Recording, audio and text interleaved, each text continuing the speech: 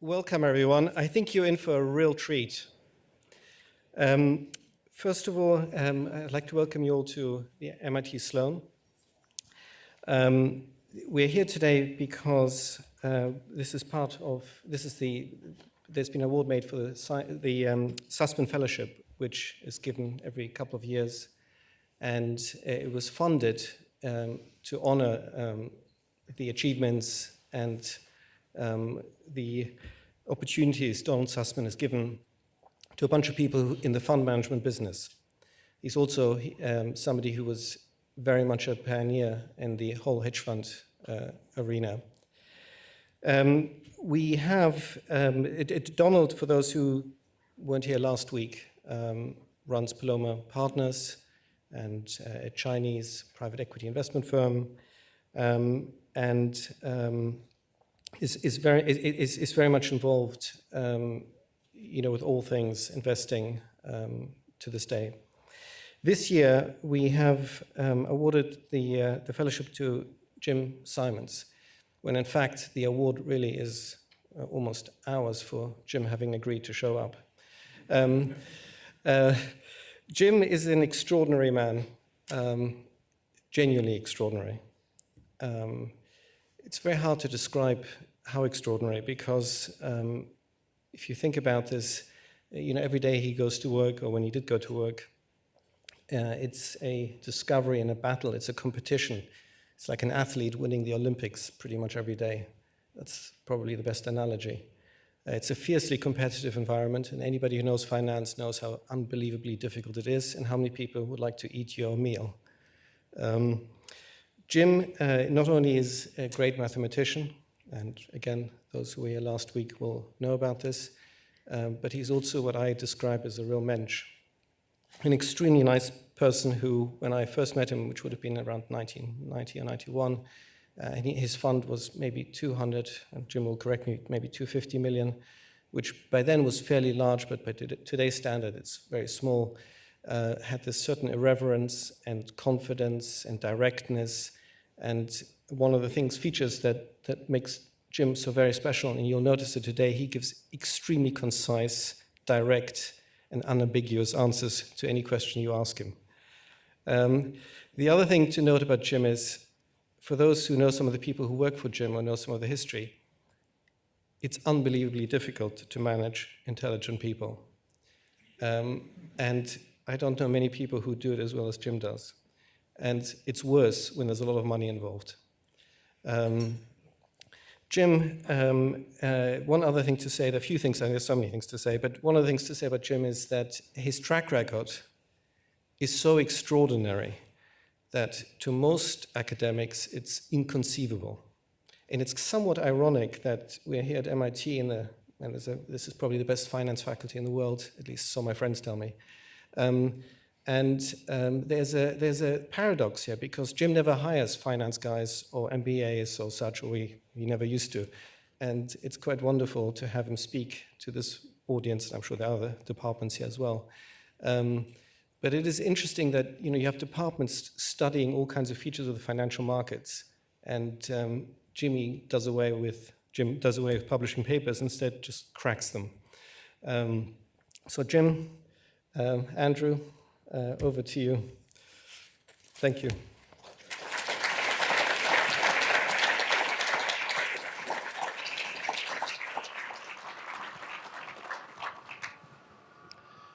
Well, I want to start by joining Andre and my MIT colleagues in thanking Jim for joining us today and being here.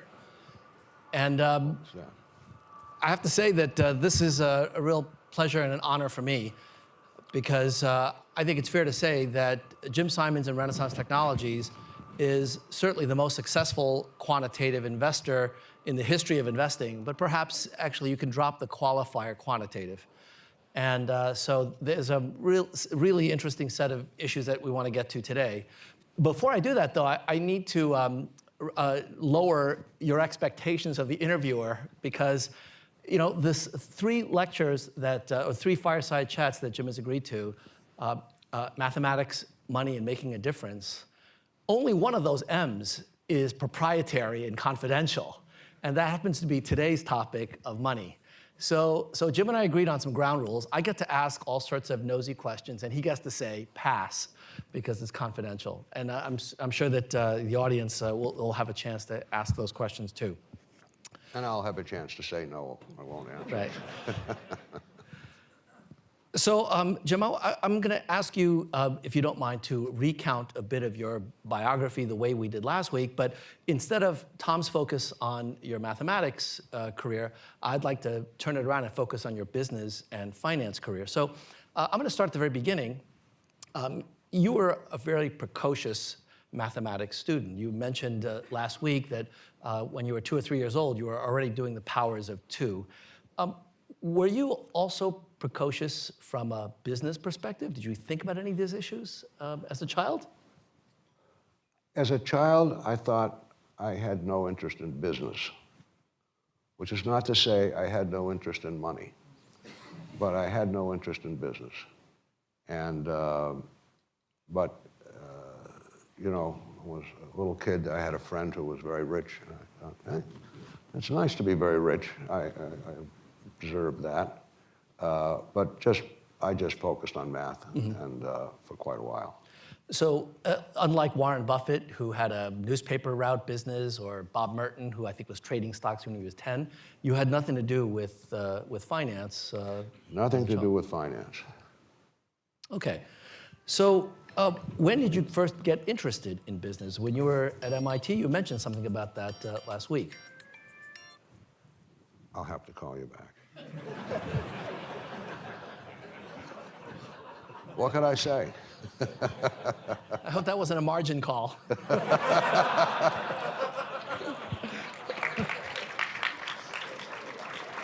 If it had been, I would have said the same thing. So when did you start thinking about business? You mentioned as an undergraduate, you had some friends who were doing some business in Columbia. Well, I met some, I made friends at MIT with 2 Colombian boys, and they, at a certain point, started a business, and in fact, it was at my encouragement that they started that business, and my father and I invested a small amount in that business, which turned out eventually to be a big success. So what possessed you to think about that? I mean, that takes a certain amount of initiative to actually Well, what help. possessed me to think about that particular investment was that I had, when we graduated MIT, 3 of us, one of whom was the Colombian boy, and his friend was in Bogota. The 3 of us rode motor scooters from Cambridge to Bogota. Now, we'd expected to go all the way to Buenos Aires, but by the time we got to Bogota, we were exhausted. So we stopped in Bogota, and I stayed there a week or so, and I saw this country, Colombia, and it was really a place that you could do anything. I was told if you start a business, a manufacturing business, and you're making something that was imported, previously imported to Colombia, the government would shut off those imports and give you clear road to run. So I thought my friends should start some kind of business like that, which they did.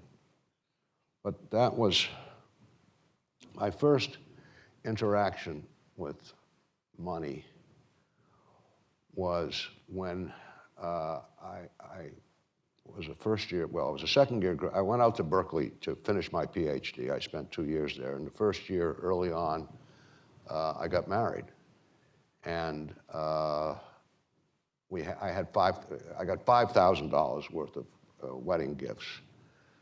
So my wife and I decided, well, I decided, but she was willing, that we should invest this.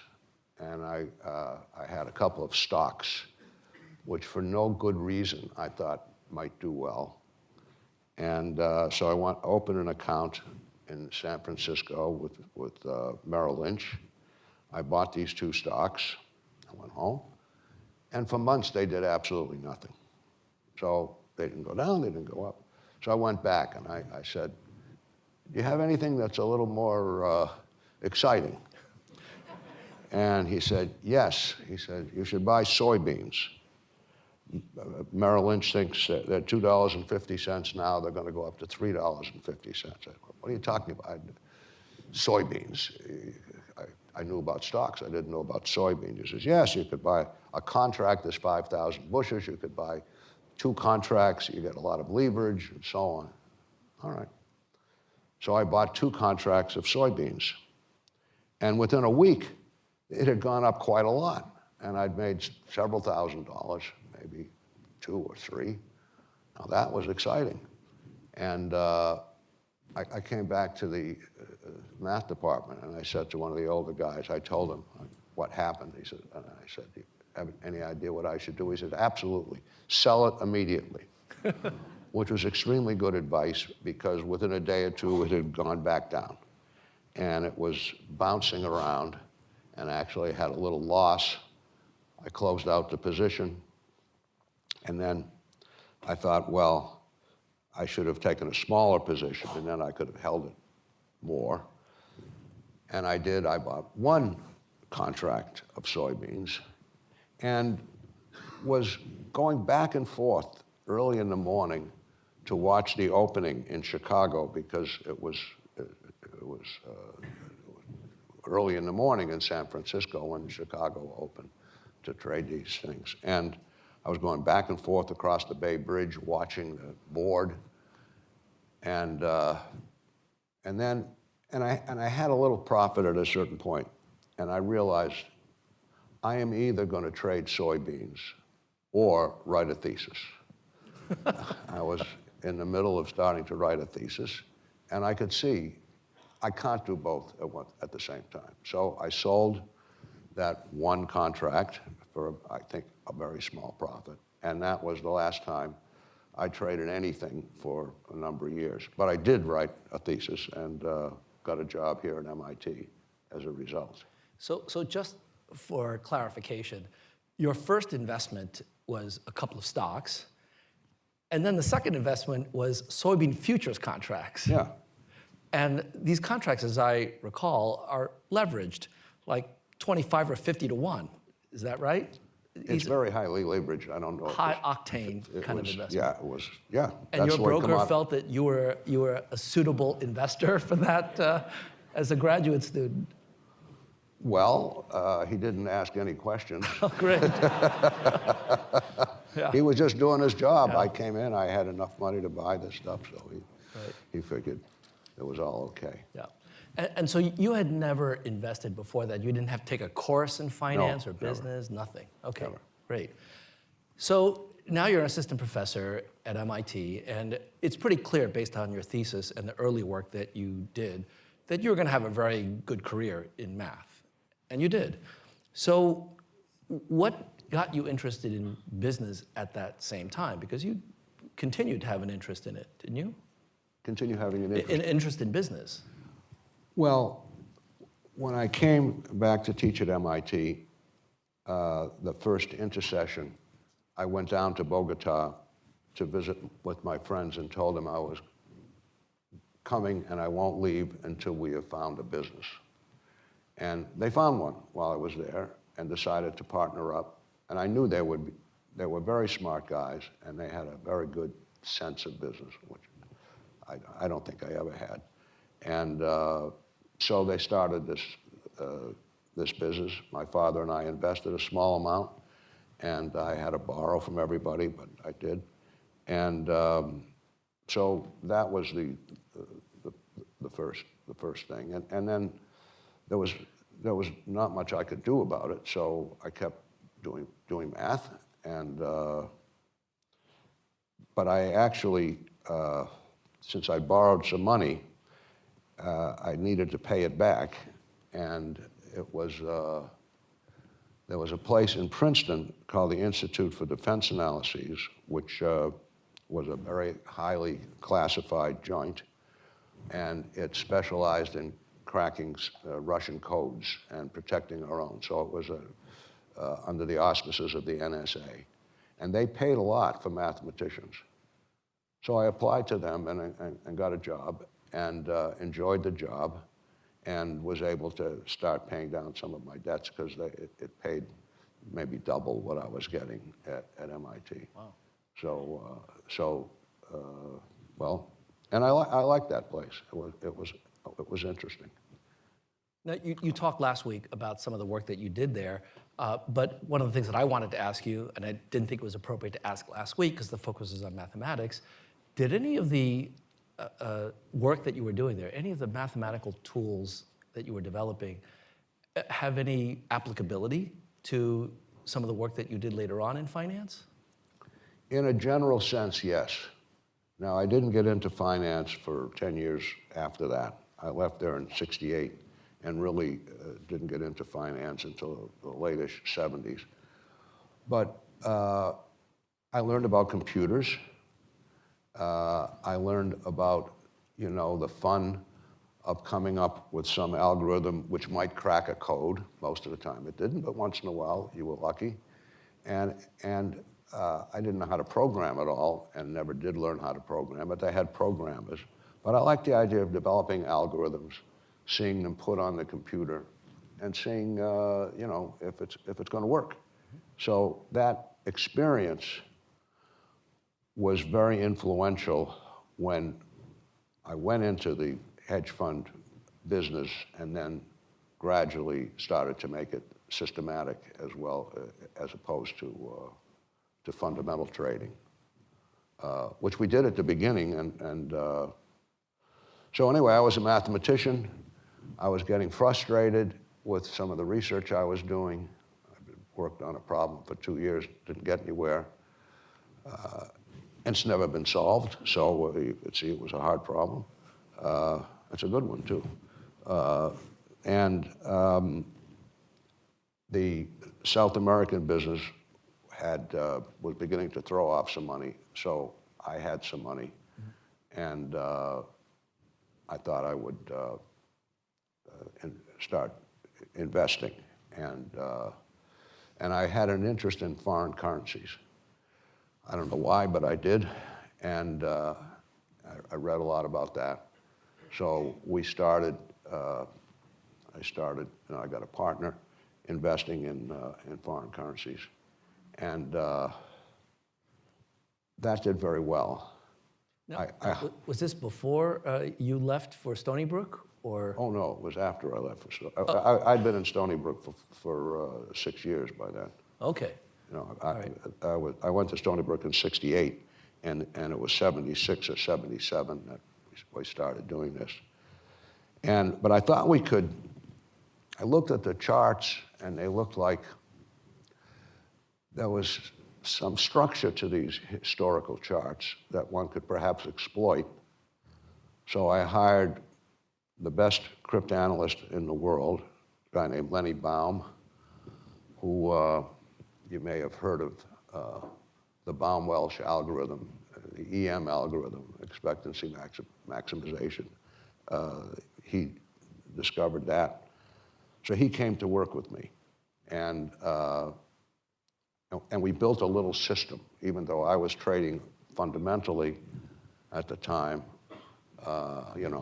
seat of the pants sort of thing, which way there's the wind blowing. We developed this sort of primitive currency trading system. But we didn't actually put it into practice because one day Lenny didn't show up for work until the middle of the afternoon. And I should say that Lenny loved to read the broad tape. There was this tape, we called it the doomsday machine because it just clicked. This broad tape would roll all day long, giving the financial news of the world. And he liked to study that.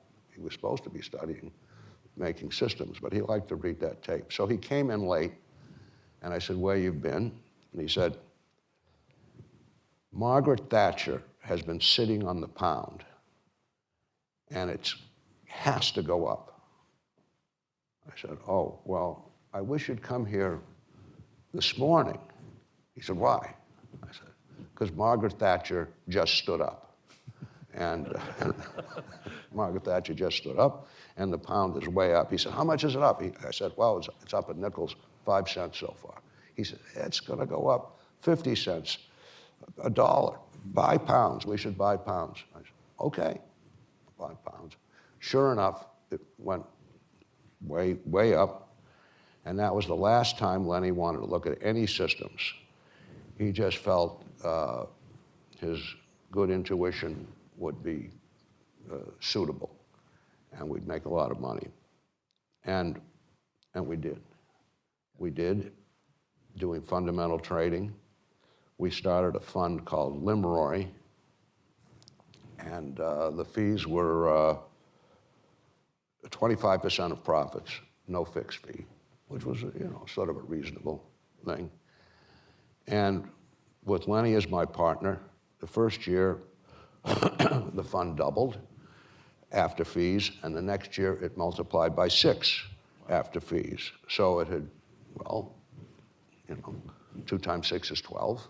So everyone had 12 times as much money as they started with. And it was fantastic. And it was all fundamental trading. Still, I felt that, okay, we were lucky in certain ways. I'll tell you one good story about luck. Gold, which was illegal to trade, had become legal to trade. And the gold market, gold prices were going up.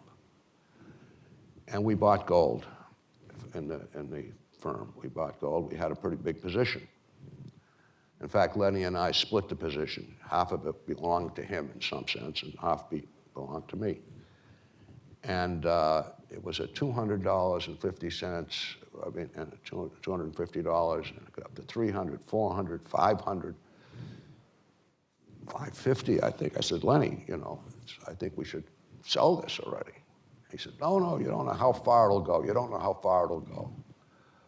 So I sold my half, and it kept going up. And one day, it reached $800. And that day, I happened to be speaking to a friend of mine who was a stockbroker, but I was just chatting with him over the phone. And I said, what's new? He said, well, what's new is this. My wife went into my closet this morning and cleaned it out of all my old gold cufflinks and tie clasps. And she's now down selling it. I said, well, Dick, are you having financial difficulties? He said, no, but she's a jeweler, which she was, and she only had to stand in the short line. I said, the short line? He says, don't you know there's lines and lines of people selling gold? I said, no, but I'm very glad you told me. I hung up with him. I picked up the phone, which went right to the floor of the exchange, and I got Lenny to come over. And I said, Lenny, sell the gold. He said, no, you don't know how far it's going. I was the boss, and I said, sell the effing gold. He said, okay. And he sold the gold. It was $810 or something like that. The next morning, we came in, and it was $820, and he was so mad. By the end of that day, it was $650. The market collapsed and went nowhere but down after that until it got back to $250 or $300. Not in a week, but it just collapsed. Now, that was totally good luck. It was good that I realized if everyone is selling something, it may be a time to sell it yourself. But it was luck. It was just luck. So we did well, but I felt that this should be systematized. There should be a way to systematize it. And I brought in another mathematician, a very strong mathematician named Jim Axe, and to do fundamental trading, but he knew about that we had made this currency system, and he looked at it, and he got a good programmer into the firm, and he realized this system could work for all commodities, really. It was a pretty good system, sort of. So we started trading that system, and it did pretty well. And he did research and improved it. We were still fundamental trading, but that wasn't even going so well. I had gotten interested in venture capital to some extent. So this Limroy company was also starting to invest in startup companies, and Axe was running this trading. And at a certain point, the investors in Limroy, they didn't like this venture capital. They liked the trading. So I decided to break up the company, Limroy, and make a fund called Medallion. Jim Axe would run that fund, and we put the venture stuff into a liquidation-only fund. And actually, it ended up doing pretty well. So now we had the Medallion Fund, and everyone invested in the Medallion Fund from Limroy. And it did very well for about 6 months, and then it started losing money. And it was losing money steadily. Now, he and his team had developed a very complex system, very complex system. And it had, I don't know, many dimensions in it, one thing or another. And I said, you know, I have to understand what this system is actually doing. And he said, it's too tough. I can't explain it to you. It had this bell and that whistle. And so I said, come on, I'm just going to project this into the two principal dimensions and see what it looks like. And it was nothing but a trending system, plain and simple, trending. It had these other little geek things, whatever they were, but it was basically a trending system. And trending, which in commodities and currencies too, which historically was a very strong thing, had in the last several years just sort of gone away with no reason to think it would ever come back. So I said, we're closing the fund, and he was very annoyed, but I was the boss.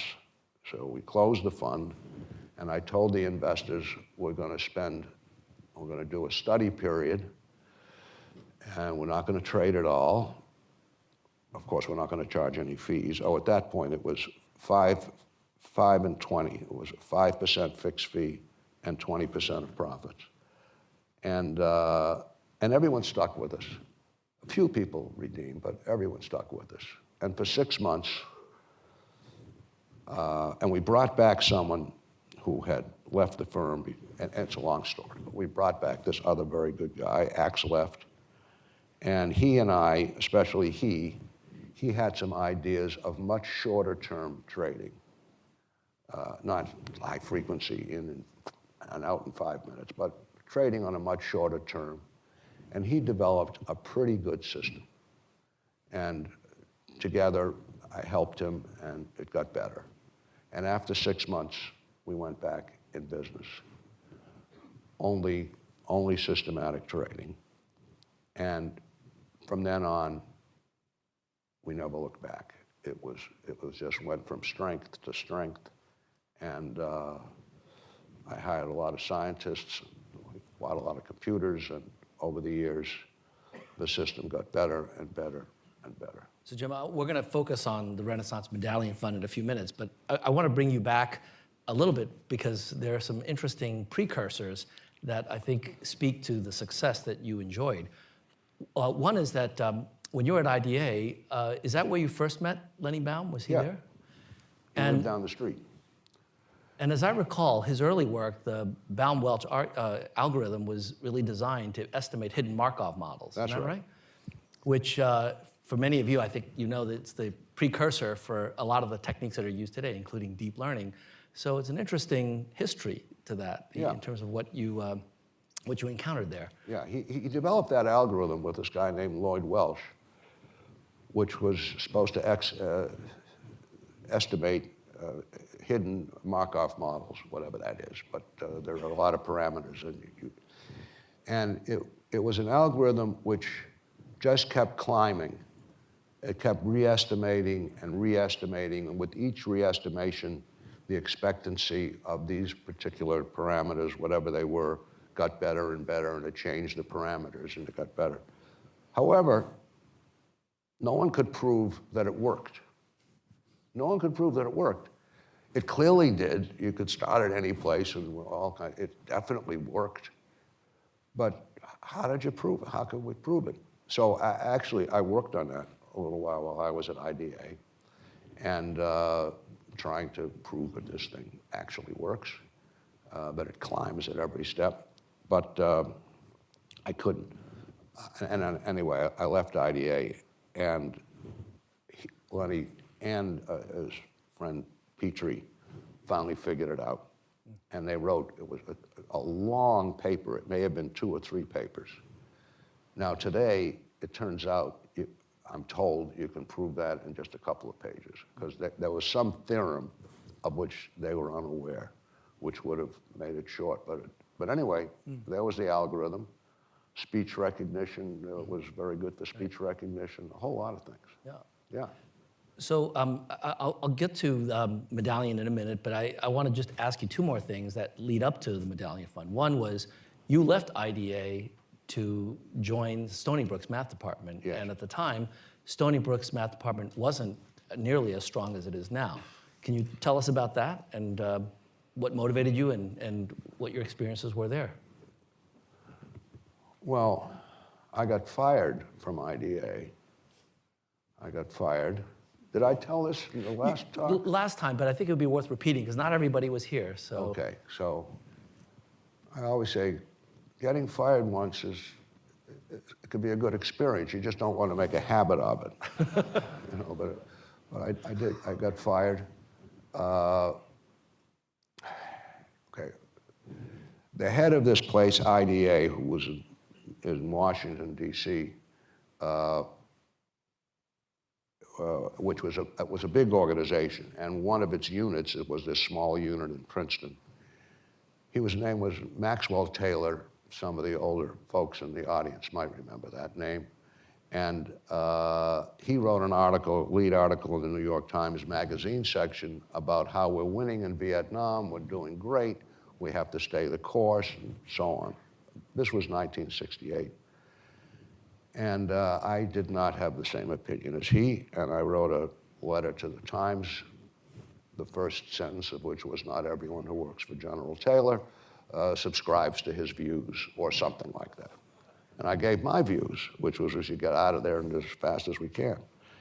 And nobody said anything, nobody said anything.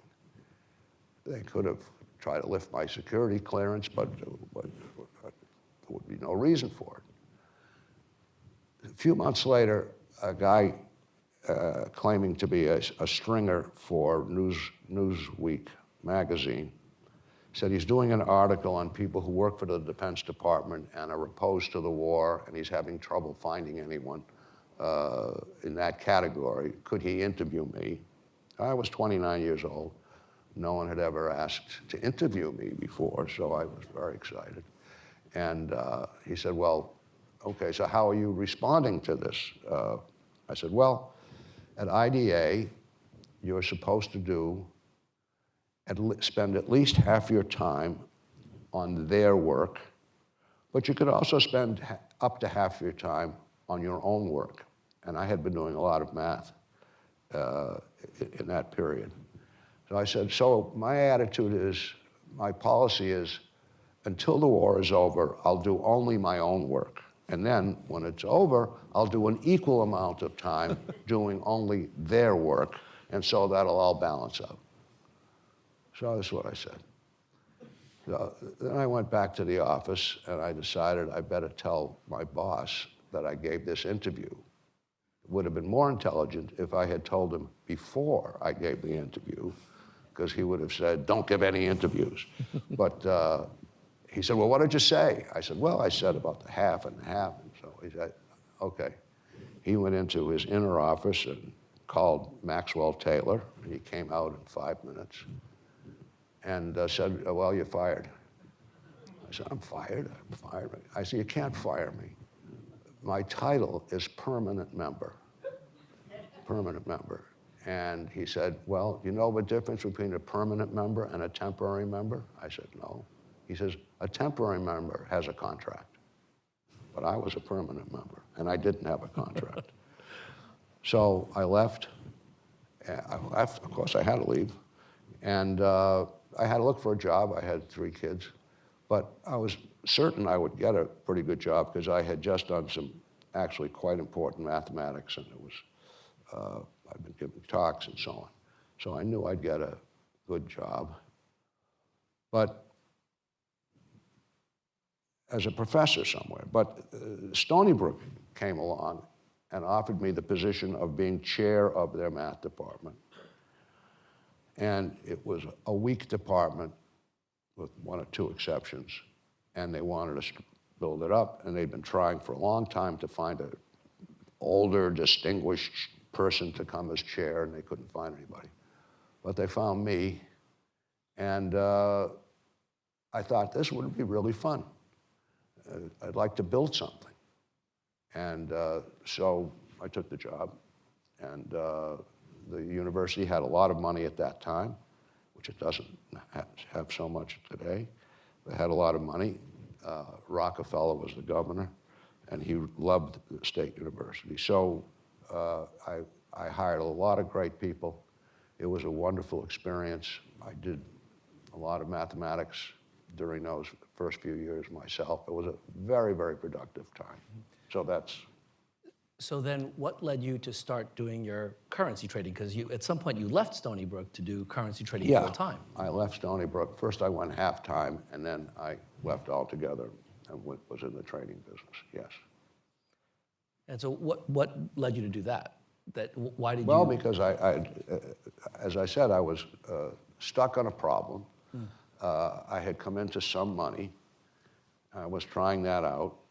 I liked it. And I thought, well, I'll just have a new career. My father was very opposed to it. He said, look, you have tenure, you have this wonderful job, they can't take it away from you. I did have a contract in that sense. And why do you want to take this risk? But I thought it would work. Okay. I thought it would work out. Yeah. And I was pretty confident. And so in your fundamental trading for currencies, can you share with us how you did it?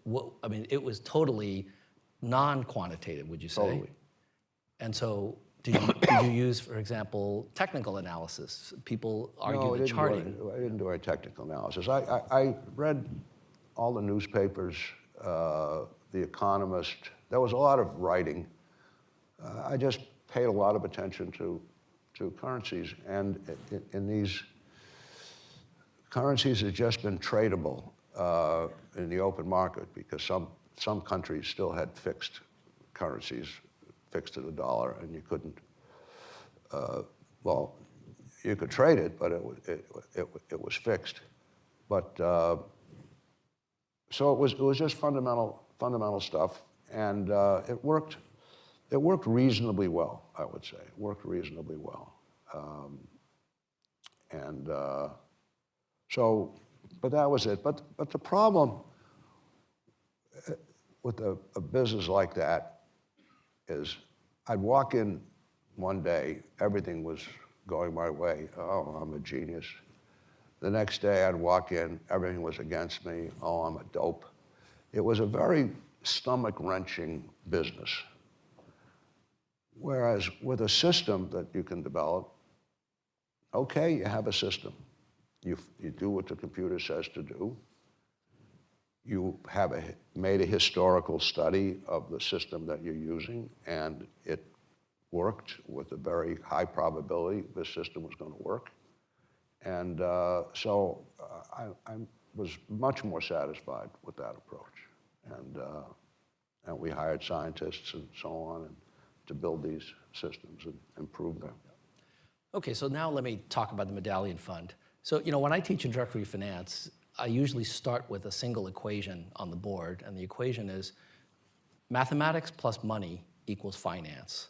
And I would argue that the Medallion Fund pretty much epitomizes that, because the system that, as you described, has yielded just extraordinary returns. And at this point, the track record is confidential, but you did give an interview, one of your very few interviews that you gave in 2000 to Hal Lux. And so I want to just read to you what was written at that time about the Medallion track record. Simon's, by contrast, just keeps getting better. Consider his performance over the past decade, and this is between 1988, when it was launched, and 2000. Since its inception in March 1988, Simon's flagship $3.3 billion Medallion Fund has amassed annual returns of 35.6%, compared with 18% for the S&P during that same time. And that was after fees. That was after fees, and at that time, the fees for the Medallion Fund at its peak was 5 and 44. So 5% fixed fee and 44% of the profits. So that track record yielded 2,478.6% return over the 11 years from 88 to 99. And the next best fund in the hedge fund databases at the time was the Soros Fund, the Quantum Fund, which was only 1,710%. But that was of 2000. So first question, how's the track record been since then? Because nobody knows for sure. I know. and a few other people know. The track record has continued good. I don't know if at that time we'd already raised the fees to 5 and 44. First, we raised them to 5 and 36. And then the investors all complained, but they just wanted to have more. So how can I get more? And then 5 and 44. And it was still a very good return at 5 and 44, so no one wanted to redeem. But we realized that there was a limit to how much we could manage. We understood the system, and it could manage a certain amount, but it couldn't manage huge amounts, trillions, hundreds of billions. It certainly couldn't manage that kind of money. So we decided to, and because we were making so much money, the fund was growing internally. First, we prevented any outsiders from, no new investments from outsiders, except for the employees. And then we decided to buy in the outsiders. That was in 03, I think, 03, 04, and 05. By the end of 05, we had bought out all the outside investors, and it was just owned by the employees. And it did grow to some extent, but because it did, and it could manage that much, but at a certain point, it's been capped off. And we started, in that same year, 05, we started some funds for the public, which have done very nicely, and they have no clash with Medallion. They're much longer term expectations, but those funds have done very nicely. And so at the moment, there's 45 billion in those funds being managed. And but the Medallion Fund has always stayed. The Medallion Fund has stayed at a certain size, which I won't share. Yeah. But it's not as big as 45 million. Yes. And can you share with us how many employees you have? Yeah, we have 310 or 20 or something like that. Yeah. Counting everyone. We have a lot of scientists. We really, you have to, in a business like this, just keep making things better, keep improving the system, because other parts of it are going to wear out after a while. People will catch on to this or they'll catch on to that. So you just have to, like in any business, you just have to make things better and better and better, because that's what everyone else is trying to do. And so we hire the best scientists we can. People have said to me, oh, well, you're not doing the world a favor. These people could be doing great science, they'll make all this money and then they'll give it to charity. I'm not worried that it's going to ruin the world by having good scientists working at Renaissance. But we do have good scientists working there, and that's been the model. The model has been, first, hire the smartest people you possibly can. Well, that's a sensible principle. Work collaboratively. Let everyone know what everyone else is doing. Now, some firms that do have these systems, they have little groups of people, this is ours and this is theirs, and they'll get paid accordingly and so on to how their system goes. We have one system, and once a week, there's a research meeting. If someone has something new to present, it gets presented. It gets chewed up and looked at. Everyone has a chance to, the code is there. They can run the code and see what they think is, does this really work, and so on. So it's a very collaborative enterprise. And I think that's the best way to accelerate science, is people working together. And so that's that. And we have great infrastructure, wonderful infrastructure, so people can get right to work. We've had people come in, start to work, and say, my God, I'm doing this after 3 days. I've never been in any place where you could get up and running so quick. So it's well organized, and we have great people. So, obviously, much of what Renaissance does is confidential. And in particular, even the people that you have are confidential. But I think it's fair to say that if you looked at the quality of the colleagues you have, they are probably among the top scientists in their field in many different fields. Is that fair to say? Well, I don't think there's anyone who would, well, okay, I'll tell you a funny story. We have a Renaissance, a colloquium every week. Someone comes and gives a talk, a scientist, and it's open to the public. And one day a young astronomer came in. A friend of his already worked at Renaissance, and this guy came, and he gave a very good talk. And I took him aside afterwards and says, your friend is here, and you would like working here. We would like to have you work here. And he said, well, it sounds very appealing, but right now I'm in a project science project that I really want to complete before I think about doing anything else. So he won the Nobel Prize. He was one of the 2 teams that learned that the universe, instead of decelerating, was actually accelerating. And it was big news. And so I think he made the right decision.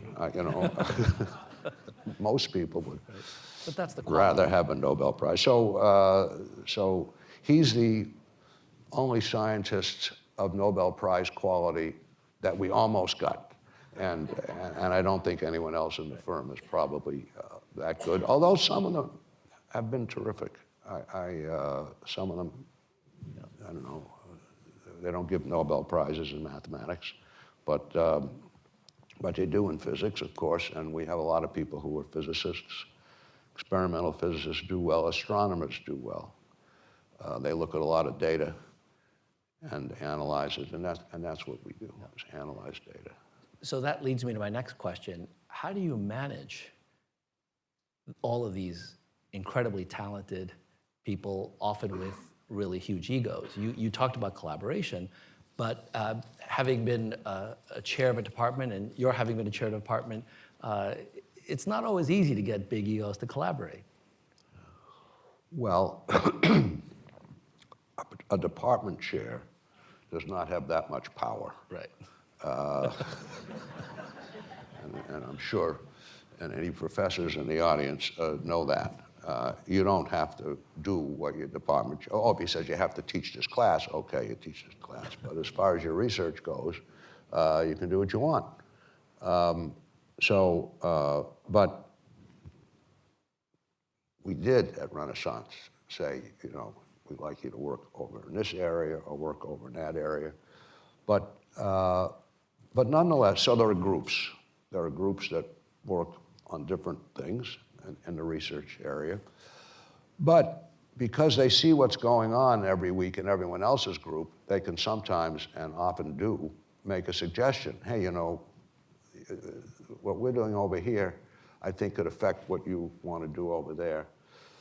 The way people are paid, everyone gets a piece of the profits, but they're judged. It's not, what did you accomplish this year?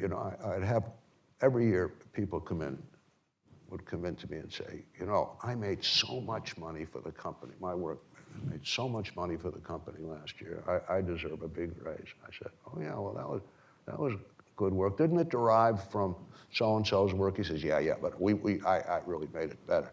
And I said, well, and didn't you work with Joe and Susan on this? Yes, I agree, I did that.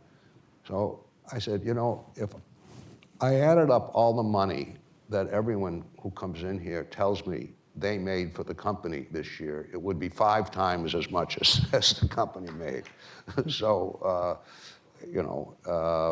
but we look back on 3 years, 4 years, 5 years, how have they done, and they'll get raises accordingly. And that's the way it works. And people no one's perfectly happy with everything. And I can't say there's no one who thinks he should be paid more, which is human nature, but everyone's pretty happy. It's a very happy place. Yeah. It's a very happy place. So this leads me to the final point that I wanted to make about the Medallion Fund and what you built over the years. So you must know that you and your colleagues at Renaissance have been an inspiration to many, many quantitative investors, many students here, many faculty, myself included. And the favorite topic among quants getting together for beer or stronger is how do you do it? And why is it the case that even to this day, there's nobody close to Renaissance? And so I have my own conjecture that I'd like to run by you and get you to react to it. And my conjecture is a little different. It's not about the systems. It's not about any particular magic formula or algorithm, but rather, being at a management school, I guess I'm biased, I actually think it's about the management. Specifically, I think it's the combination of the fact that you actually ended up being a very good prop trader first, before you even thought about the mathematics. You actually became a good trader, and then with that intuition of what it means to make money and lose money, you ended up being a good people picker.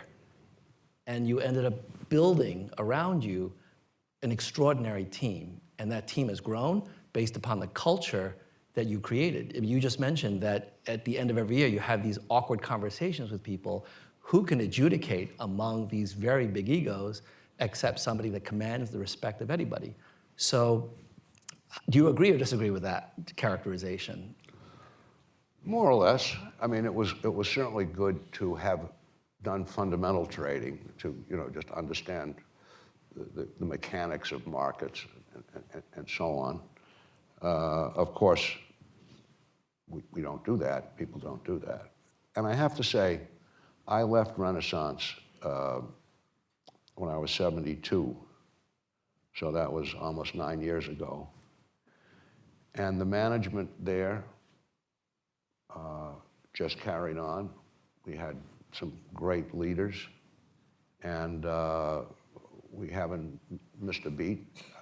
They've done just as well, maybe better, than they would have if I had stuck around. But I felt it was time for the younger people to take over. I had started spending more of my time with our foundation, which is a topic of next week's encounter. And so I thought, okay, it was two people who were co-executive, I don't remember what that title was, but they had a very high title, and gradually I'd given them more and more responsibility. So when I left, it was just fine, and I always keep pushing them to hire very smart young people, and that's, I think, my biggest contribution. I'm the chair, and we meet every month and so on, but just hiring great young people into the business is the best thing you can do. And your tenure as chair of Stony Brook's math department prepared you for that in some ways. Yeah, sure. So I want to turn to a few miscellaneous topics now, and again, feel free to tell me that not interested in them. As early as 2003, Renaissance Technologies raised concerns about the Bernie Madoff Ponzi scheme. How did you get wind of that, and what motivated you to even say anything to the SEC?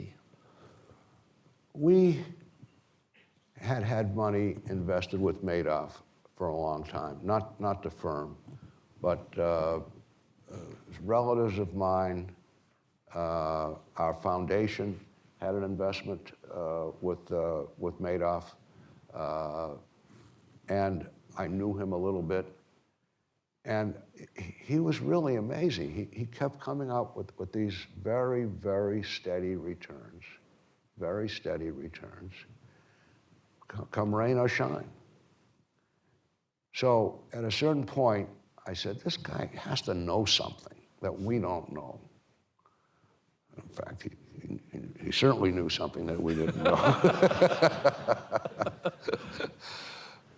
I had all the tickets, what do you call it, the confirmations for going back years. So I asked one of the guys at Renaissance, in the company, I was at Renaissance then, to look, analyze these trades that he was doing and tell me what you learned, what's his secret. So this guy went to work, and here was his conclusion. Well, when they put on a position, if they're buying something, they generally get a very good price. Maybe the low of the day if they're buying, maybe the high of the day if they're selling. But most of the time, they're not putting on positions.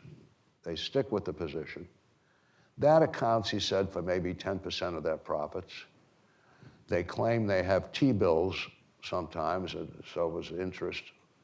But 80% of the profits was a complete mystery. It was a complete mystery. Now, what they did was, let's see, they would put on a big position, according to the tickets, with stocks which would, the collection of which would be approximately the S&P. And then they would buy a put or a call to protect themselves against outside moves. Well, from what we understood, they had a huge amount of money under management. So you would think when they put on these puts or calls or whatever it was, it would move the market actually in those things. But we could see no evidence of that. They said they were putting on these puts and calls, but you look at the put and call market, there was no evidence of any such activity.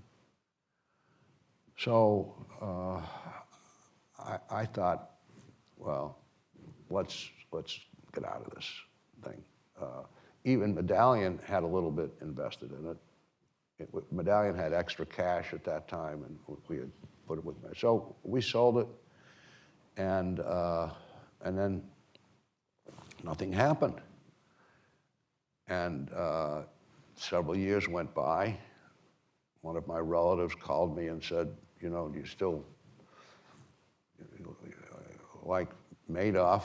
And I said, well, I can't tell you to take your money out of it because he's been going for a long time and he keeps on going and he must know something. I said, I took my money out, but I couldn't advise someone to take their money out. It never dawned on me that it was a Ponzi scheme. I didn't know what the heck he was doing, but I just didn't like the looks of it. So we couldn't understand what he was doing. So that's why we got out. 5 years later, the crap hit the fan, and he was outed, and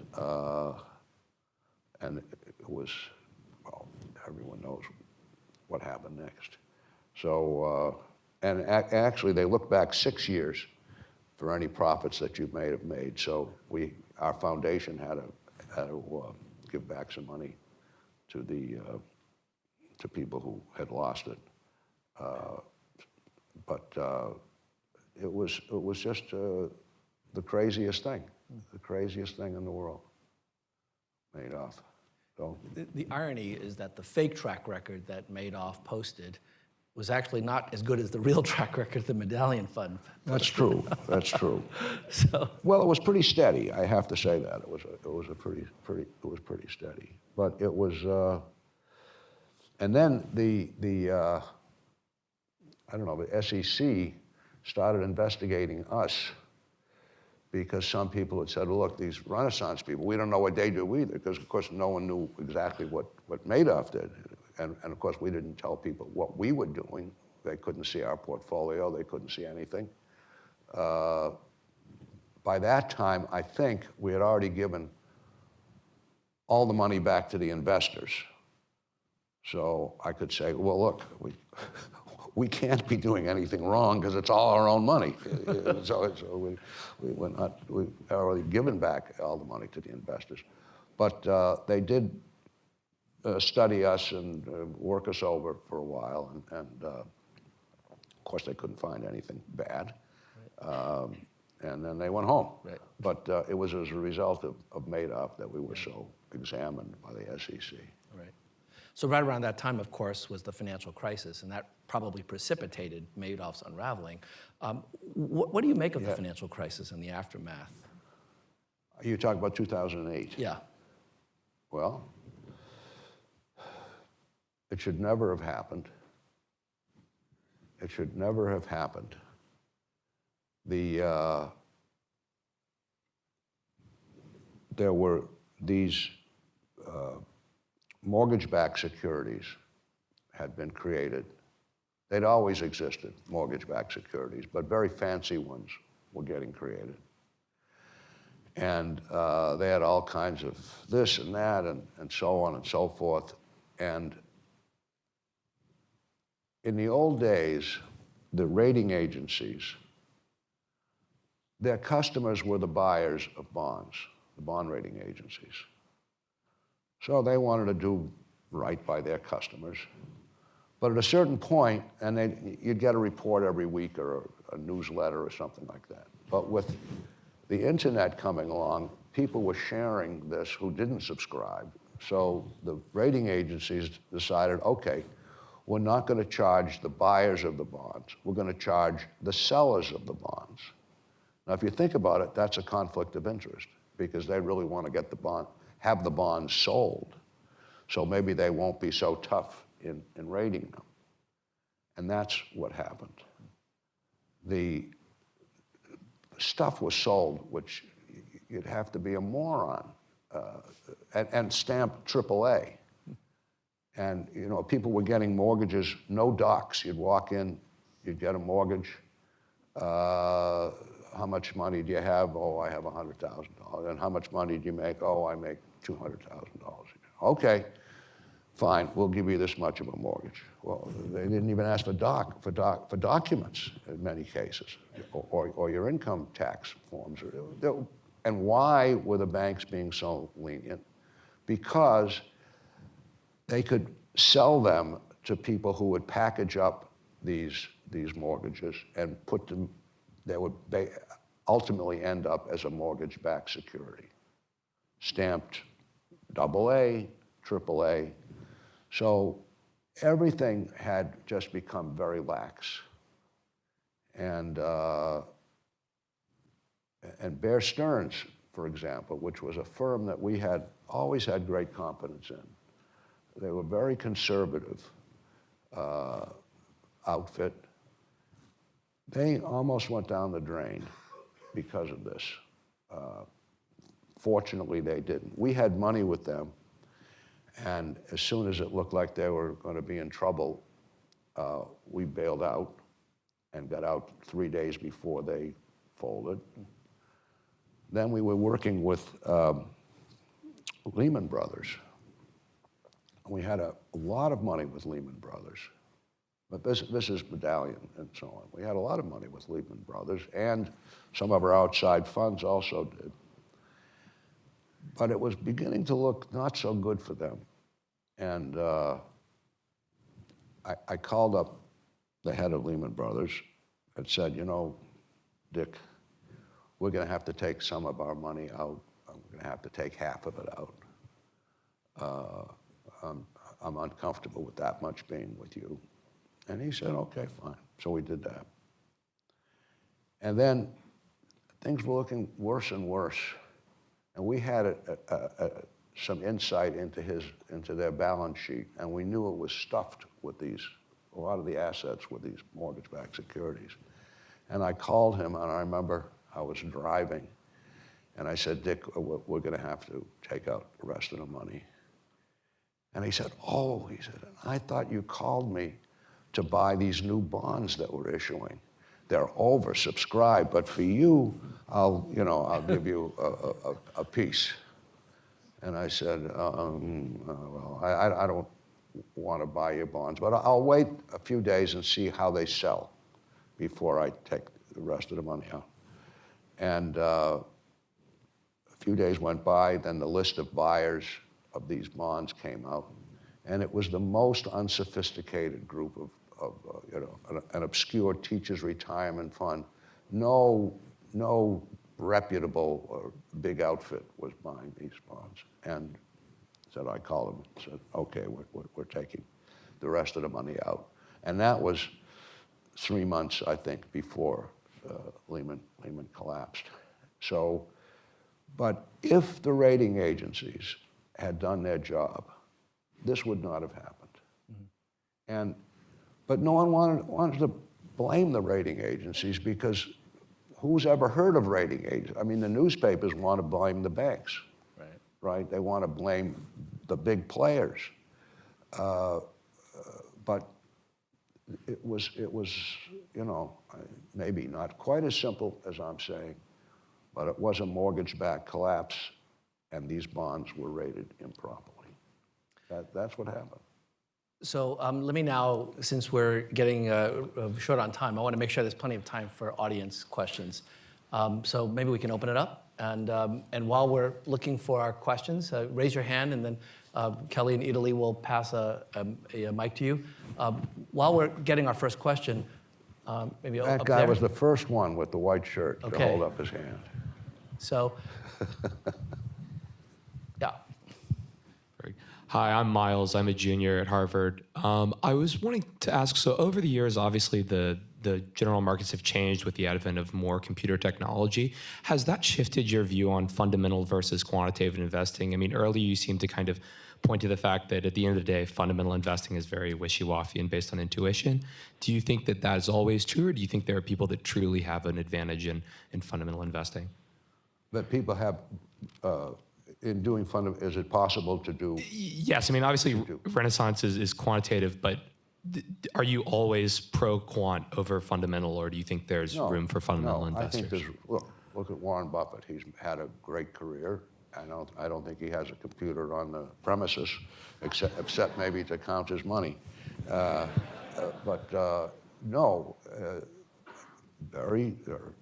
It's a perfectly legitimate way to invest.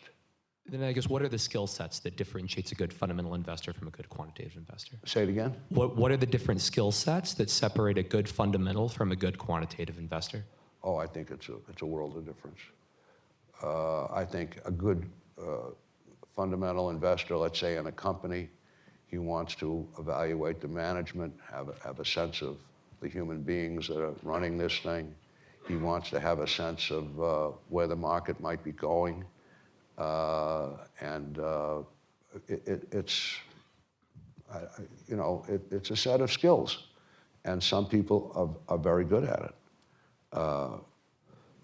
Quantitative stuff is a different set of skills, and which suited me. And so, does that answer your question? Close enough, yeah. Mr. Simons, as quants with increasingly powerful tools seek out inefficiencies in the markets to exploit, and we keep exploiting them until there's nothing left to exploit that'll overcome transaction costs, are we destined to slowly drive ourselves out of business? And if so, how long do we have? Who is we? We quants. Oh, we quants. As we keep seeking the inefficiencies to exploit and thereby diminishing them. Well, that's a good question. Yes, inefficiencies do eventually get traded out if they're discovered. But the market is not static. It's dynamic. Things change. And therefore, there's room, I think, for new inefficiencies to materialize. And I think it's never going to be, all inefficiencies are out of it. There's nothing to discover. On the other hand, so far we've managed to, our returns have been more or less stable for a long time. So, but we keep finding new things and throwing out things that are no longer working. Do new things emerge as quants are looking for new things so that quants are exploiting other quants? I have no idea. Okay, well, she's giving out the phone. Hi. What's your favorite algorithm? What's my favorite algorithm? I'll tell you my favorite algorithm. My favorite algorithm is something that I worked out when I was at the Institute for Defense Analyses. And it has to do with solving a certain classical problem in the field. And I solved it, but it's classified. It is. I solved this problem, and they made a special purpose machine at NSA, and I heard that 30 years later they were still using this special purpose machine to implement this algorithm. So that's my favorite algorithm, and it's classified. So there's a guy right there. Well, hi. You'll get your turn. Hi, right here. I was wondering what you did over time to kind of protect your intellectual capital. You had a lot of people working for you. How did you keep everybody rowing in the same direction? And how did you protect kind of the special sauce? Yeah, it's a good question. It's a good question. Well, everyone signs a forever non-compete. No, not a forever non-compete, a forever non-disclosure. And after you've been there a couple of years, there's a non-compete agreement that you're invited to sign, and pretty much everyone does, because there's a lot of money that's out of your bonus, a certain amount is held back for a while and then invested in Medallion, actually, and then you get it over time. But so you always have a lot of money on the table, which you've not yet received, which keeps people from running off. We've only had one incident. A couple of Russian guys left and stole some of our secrets. And, well, we had a lawsuit against them and so on and so forth. And well, they're not in business anymore. And the system that they had made off with is now pretty antiquated, so we're not worried about that. But it's a very good question. But the main reason people don't want to leave, it's a very nice atmosphere. It's fun to work there. People get paid a lot of money. There's no doubt about that. And it's fun. So we've had people retire, but with the exception of those two Russians, they've never gone into any investment business. They've just retired and, I don't know, done this and that. One guy went up to the Broad Institute and became a terrific scientist, a genetic scientist, working for Broad. So I think if turnover is very important in any company, and if a company has a great deal of turnover, there's something wrong. And you know there's something right if turnover is very low. Of course, one thing that could be right is you're paying too much, but it's good to have low turnover, and that's what Renaissance has. Hi. At the beginning of your talk, you mentioned that you wanted to understand how the system that was presented to you, you want to understand how it works. And at another point, you also mentioned that once you have the system, it's all about like making it better and better. So my question is the balance between those two, because as you try to make your system better and better, there is the risk of making it more complex to a point that you don't understand it anymore. How do you balance improving your model and keeping it simple enough to understand it, actually? Well, that's a good question. It's completely understandable because you can understand it if you wanted to spend a week doing nothing but understanding the system. It's all written down, and so it's perfectly understandable. There are a lot of, predictive signals. There's a lot of stuff going on. It is very complicated, but it's not understandable. So we understand it.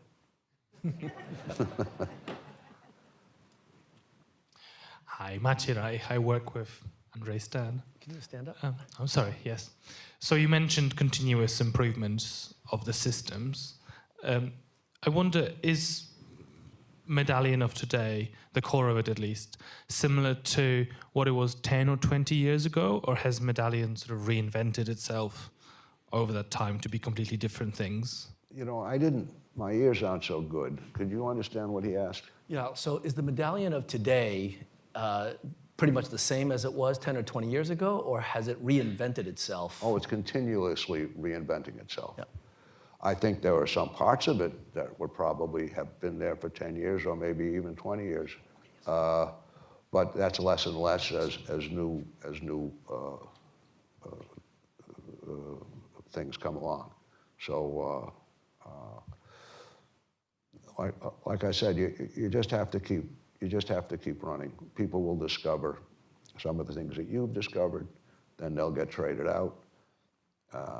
So you have to keep coming up with more and more things. And we have a great computer system and great scientists are out, very good ones. So that's the answer. Hi, Jim. So you mentioned during the beginning phases of the medallion, there was a short period of time when you guys weren't doing so well. Yeah. I'd like to ask, did any point in time, did you doubt yourself? And if so, how did you will yourself to continue and eventually succeed?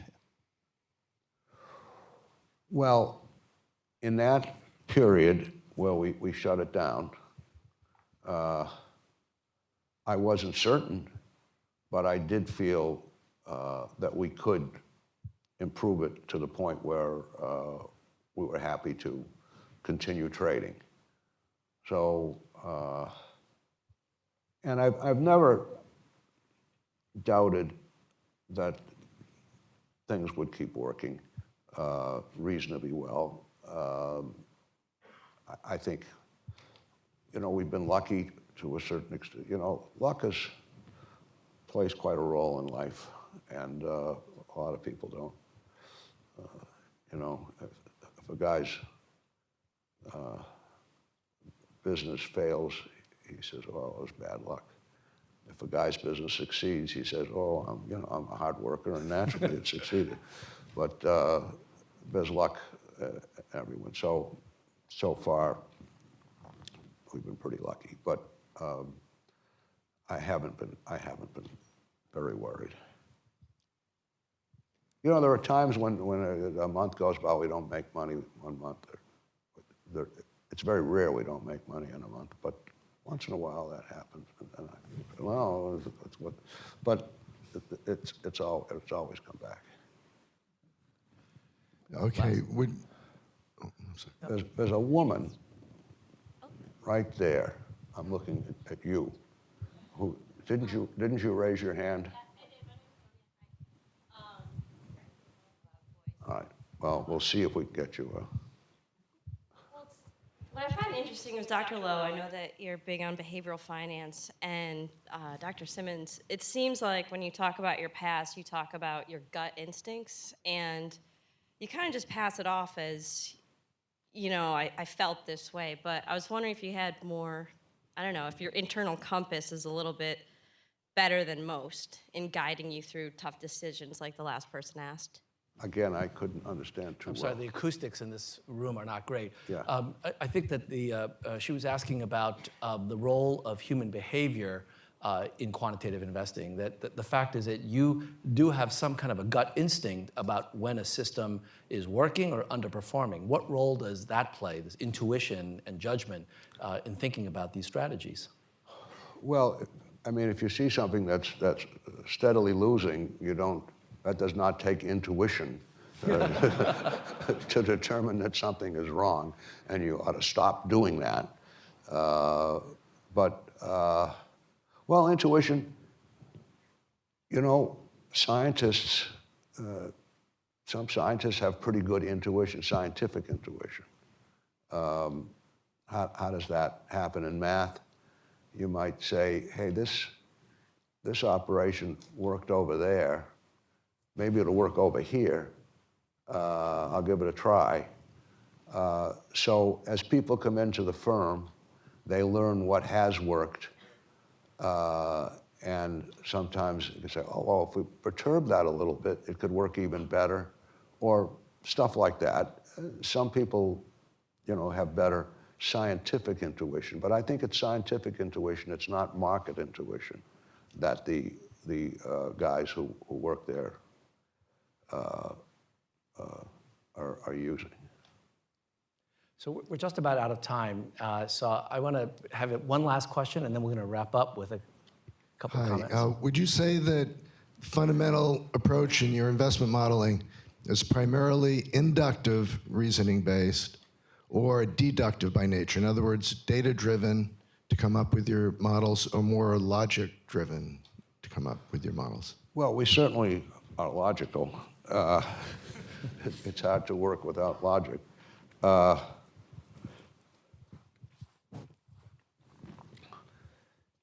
There's a lot of data. Sometimes one might come up with a number of things and just try them all out and see if one of them works. Now, the danger of that is if you try enough things, something's going to work, but you have to be sure that the statistics are still in your favor. You know, if there was so much data that even though we tried 1 million things and one of them worked, the probability of that was very, very slim, and therefore you were probably okay. So, you know, we do try a bunch of stuff, and I don't know if that answers your question, but okay. So Jim, in wrapping up, I'm going to ask you 2 quick questions related. One is that you moved from Stony Brook to doing trading because you were working on a problem that you were struggling with, and to this day it's still unsolved. You went back to working on it. It's a tough problem, I imagine. Did you encounter any unsolved finance problems that you think about and struggle with? Unsolved finance problems. Well, it doesn't seem like there are any, given the track record of Medallion. Well, I think there's a lot of people who will worry about how they're going to pay their rent, which is perhaps an unsolved problem as far as they're concerned. Yeah. I don't know what an unsolved financial problem really means, but okay.